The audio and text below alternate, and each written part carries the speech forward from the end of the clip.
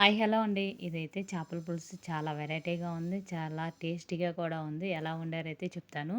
First అయితే చేప ముక్కలు శుభ్రంగా కడిగేసిన తర్వాత కొంచెం పెరుగు, ఉప్పు, కారం, నూనె, కొంచెం పసుపు అయితే చక్కగా కలిపేసి చేప ముక్కలకి అయితే పట్టించేసి ఒక 5 నిమిషాలు అయితే పక్కన పెట్టేశారు. తర్వాత మనం చేపల కూర వండే గిన్నెలో అయితే సరిపడా ఆయిల్ అయితే వేసి తాలింపు కోసం టీ స్పూన్ జీలకర్ర, అర టీ స్పూన్ మెంతులు, అర టీ స్పూన్ ఆవాలు అయితే వేయించి దాంట్లో అయితే ఉల్లిపాయ పచ్చిమిర్చి అయితే ద్వారగా వేయించేసి అల్లం వెల్లుల్లి పేస్ట్ కూడా వేశారు.